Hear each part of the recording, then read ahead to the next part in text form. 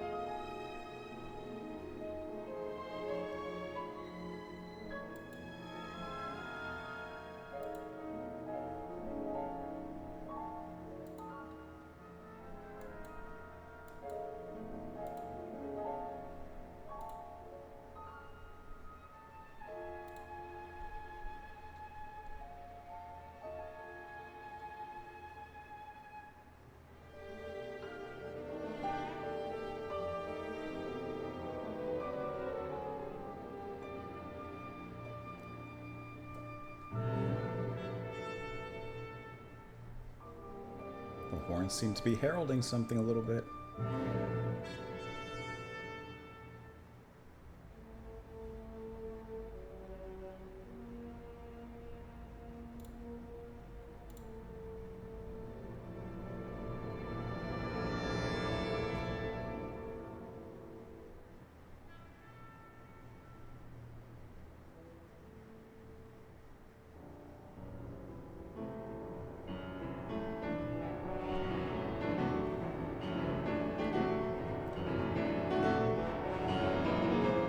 This another charge of life.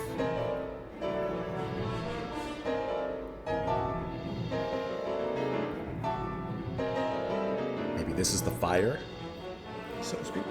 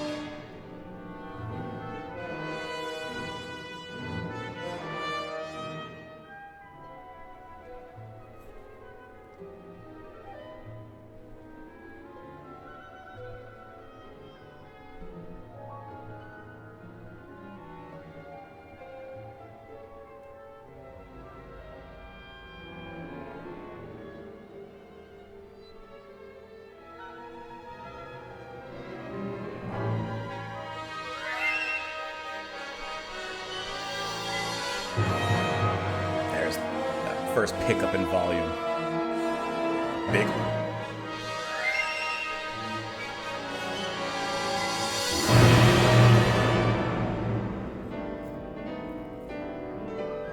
That's why I didn't want to turn this up.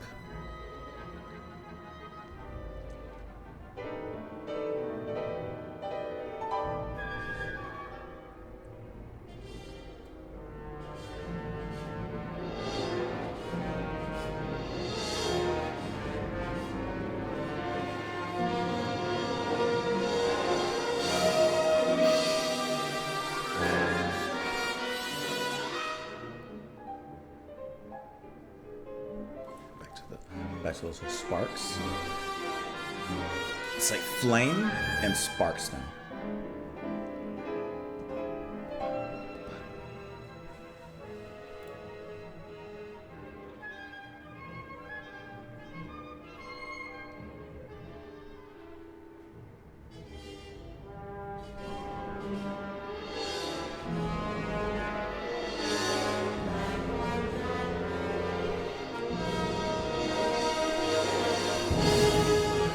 That timpani.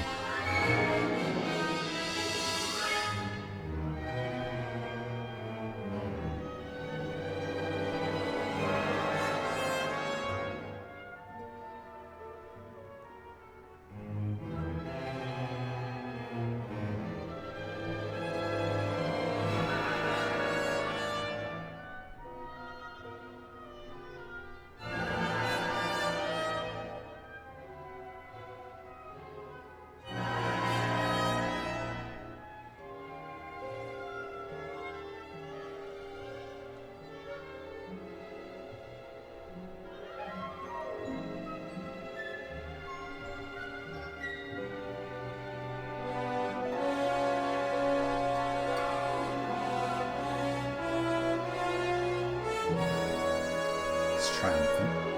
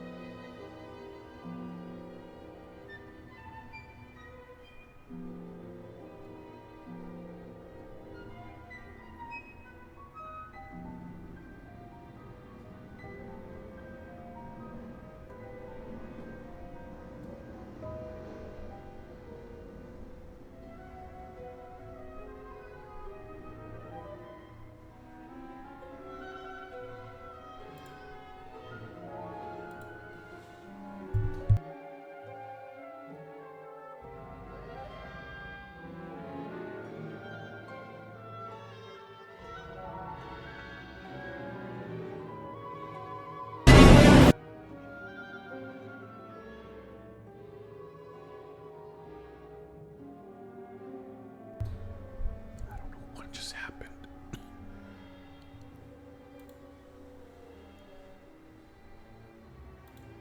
It's weird.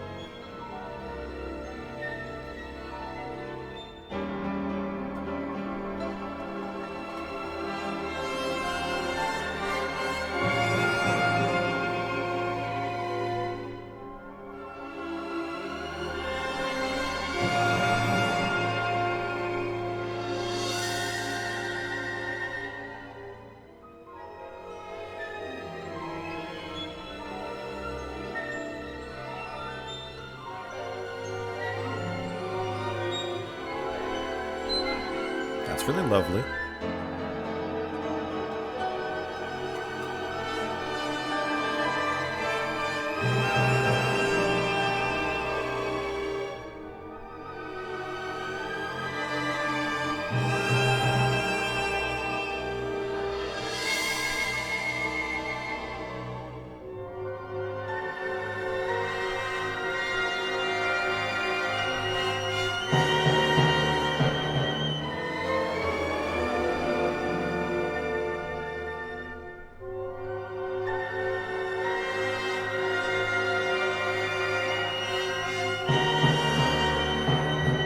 How repeated these like symphonic stabs are, ending with the timpani.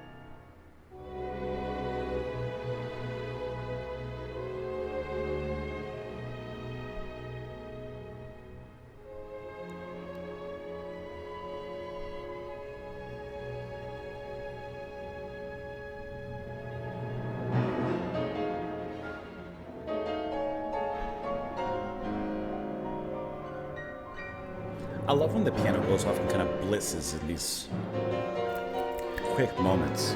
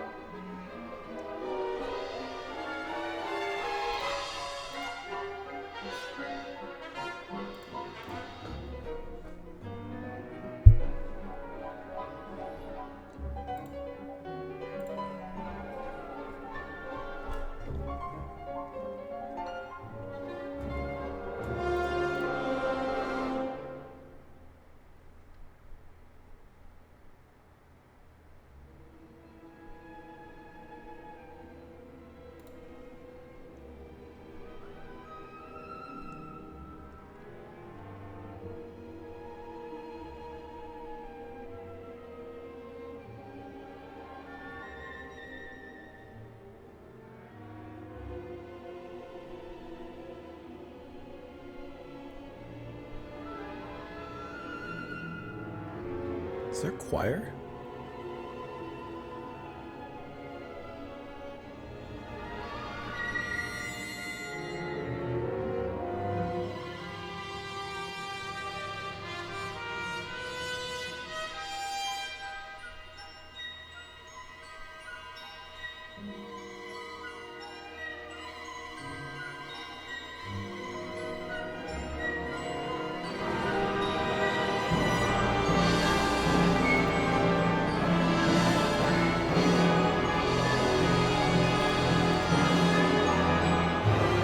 Sounds like it.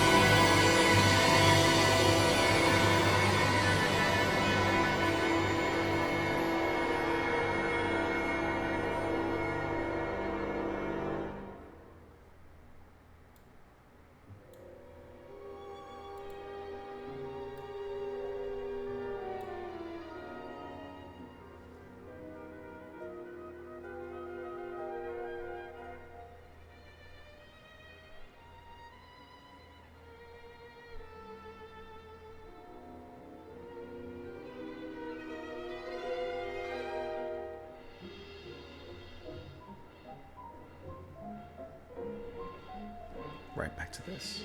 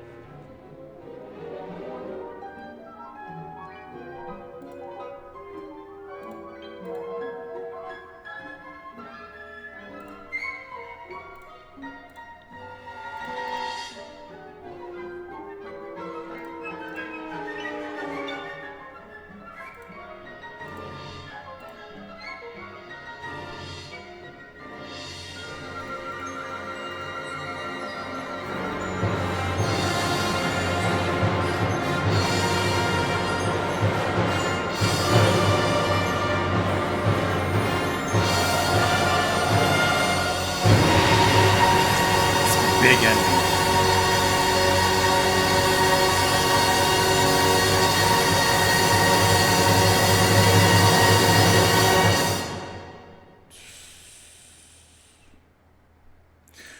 Prometheus was a really interesting piece of music and not at all kind of what I was expecting. So the first thing is that it's very much, for the most part, kind of played at a lower volume. And at first I was thinking like, oh, do I need to raise the volume here? But I'm always aware like, no, I have the volume kind of set perfectly for my levels and everything. Let me just kind of see how it plays out. And especially when I'm listening to music like this, there are those moments that it becomes much more climactic and it picks up. This is no doubt similar in that particular vein because, while most of the time it's played at a lower volume, when it picks up shockingly and sharply. So most of this, I would say, is explicitly focused on the piano playing. I think the piano playing is the heart of this. It is the fire in the heart of this piece. And it's really fantastically played. I really like in the, spacious, kind of quieter moments, which is a lot of this piece, how the piano plays in many different ways, whether it's, kind of flitting back and forth in these kind of like these little magical melodic sparks of light in the dark, that like little embers that burn away. And I like that quick kind of playing, just the quick as they bounce and hop around, back and forth rather, on the piano. I think that sounds really cool, especially with the space that's left in this piece, and as well as the more sustained notes from the other instruments, the strings, and eventually the horns and such as those come in. And I think that that just makes for a really nice space and a nice kind of scene to set this in. And then as the piece goes on, you have little moments where sometimes it's the pianos, other times it's the horns that come in, and they blow a certain kind of, to me, a heralding, a foreshadowing of what's to come. It's kind of like how a bugle would be played, like before a battle would start in certain, wars and battles and such of older times, or whatever, and then the armies would march forward, run forward into battle. And I got a similar thing here where sometimes you heard the horn and it would kind of herald, here's the coming of this wave of sound and music that would come in. And like a tidal wave ended by the timpani, it would come, crash everything over, and then come back down. And into the ashes, we would revert back to that more spacious time with the piano kind of going back to its thing.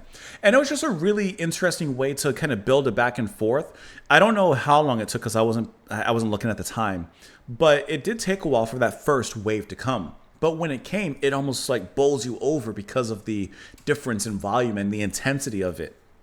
And I think that that was really cool. And I was trying to listen to this, and of course I'm thinking of Prometheus, so I'm thinking of, Prometheus, stealing fire from the gods and bringing it to mankind. And we do hear some choir in there. The choir here, let me pull it up. It's going to be the Russian State TV and Radio Choir. So that's who's providing that here. And you only hear them at the end. Unless I'm missing something, you only hear them very subtly and briefly at the end of this piece.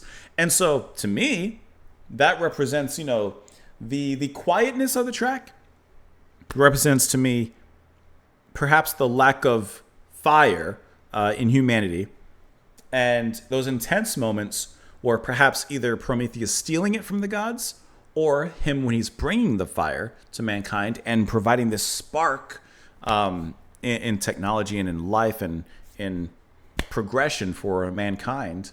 And then the finale is, I would say, Prometheus getting caught in one hand with the intensity of it. But then the presence of human voices in the choir, to me, represents humanity finding their voice, finding, and using fire. And now they're able to advance, or we're able to advance that much further. That's how I kind of view symbolically listening to the music. And I would imagine that's probably relatively close in how it's supposed to be viewed. But I think that this was a really nice piece to listen to. And it's sometimes these quieter moments, especially in this piece, and in general when listening to this type of music, that I really enjoy. And this was nonetheless like that. This was just a kind of nice, relaxing, honestly, kind of piece of music to listen to. And even when it got into those intense moments, it felt incredibly well earned and very satisfying to listen to with how it built up to those moments. Let's look at some of the Wikipedia article here. It's a tone poem by, of course, Alexander Scriabin for piano, orchestra, optional choir, and clavier à lumières, or cremola, a color organ invented by Preston Millar. In fact, rarely featured in performances of the piece, including those during his lifetime. Prometheus is only loosely based on the myth of Prometheus. It premiered in Moscow in 1911. The music is complex and chaotic only in an idiosyncratic sense. Okay, it goes on. You guys know I don't know any of these kind of stuff.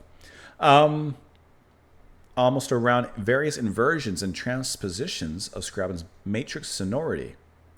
Sabaneyev referred to this chord, which opens the work in an eerily static fashion, as the chord of Prometheus. It has subsequently become known as the mystic chord, but after unrelieved dissonance throughout, the symphonic poem ends with a resplendent F-sharp major triad, the only conventionally consonant sonority in the entire composition. Now, while I don't know what any of this necessarily means, it sounds impressive. So the opening of the piece, I'm pulling it back here. I'm going to raise the volume just so you know, because it's quiet. Just so you know. It's still quiet. I raised it as loud as I can go. So is this that opening chord that they're talking about, or is it a little further on? Color organ. The part of color organ is notated on a staff of its own. Okay, one changes with the harmony and always goes to the root notes, and thus produces the color Scriabin associated with each key. The score does not explain how two different colors are to be presented at the same time during performance. This color organ part also contains three parts briefly at one point in the score.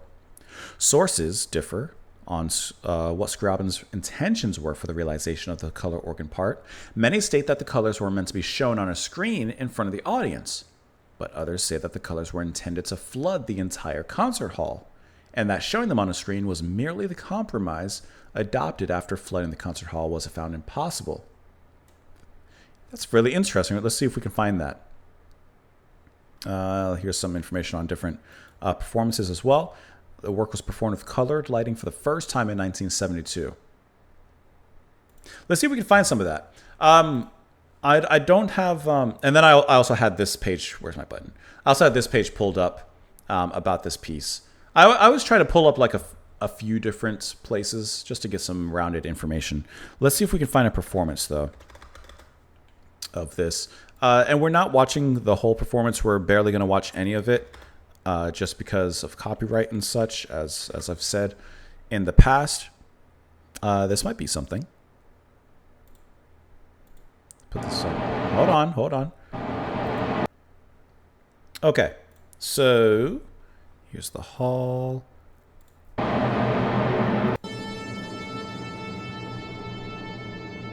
Okay, so this is attempted in Connecticut. Let's see. I guess this is them actually planning it out. That everybody who knows.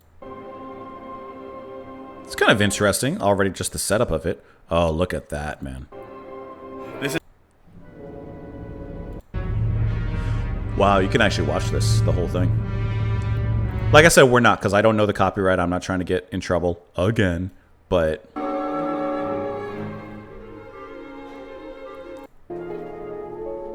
that's why I'm skipping around, just so you know.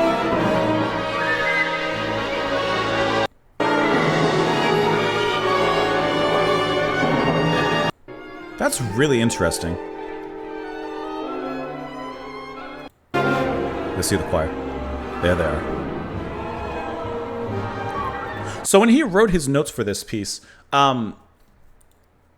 did he have... I mean, I know of the whole... that instrument they meant, the cremola. Did he have certain colors he wanted certain things to be in? He must have, right? Let's see. Let's look at this other place. Like his good friend Rachmaninoff, Scriabin won a gold medal for his piano playing upon graduation. Okay, I want to know more about. I want to know about the colors specifically. Scriabin is piano soloist. Scriabin attempts to depict nothing less than the development of human consciousness, from primordial formlessness through man's emerging self-awareness to a final ecstatic union with the cosmos. He definitely succeeded in that. Okay. Let's see. Prometheus had been a rebel who battled the gods on behalf of man, but Scriabin saw in Prometheus fire the symbol of human consciousness and creative energy. He attempted to depict this musically in his poem of fire, and he envisioned not simply a symphony of sound, but a symphony of color rays. Toward this end, he conceived a new instrument, the color keyboard, that would project light of different colors on a screen behind the orchestra. Okay. That is really cool. It is a visionary conception and one of the early multimedia events. He never saw a performance of light, nor did there exist an instrument which could produce it. In fact, his ideas about the correspondences between particular colors and tones were never developed in a systematic way. And those who create the light display at performances must create their own theory of lights. Okay. And its relation to the music. Okay, so anyone who performs it basically has to attempt it in their own way. I gotcha. The piano is simply one of the characters in the unfolding drama of enlightenment. The music itself begins within ambiguity with what Scriabin called the mystical chord, a slightly discordant assemblage of fourths, and then it goes on from there. Musically, it may be described as a gradual crescendo and accelerando that moves from a quiet lento beginning to a thunderous prestissimo close. Scriabin covers the score with subjective instruments for the performers. No audience can be aware of these, of course, but they reveal the essence of this journey to its creator. A sampling of voluptuous, almost with pain, with delight, with intense desire, with emotion and rapture, restrained terror, defiantly stormy, with radiant brilliance, piercing like a scream, suddenly. Very sweet, victorious, with blinding brilliance in a whirl. This is really cool. At the climax, an optional chorus enters singing only vowel sounds. The color organ generates an overpowering radiance, and the orchestra rushes Prometheus to its orgiastic fulfillment on a harmonically unambiguous and very loud F sharp major chord.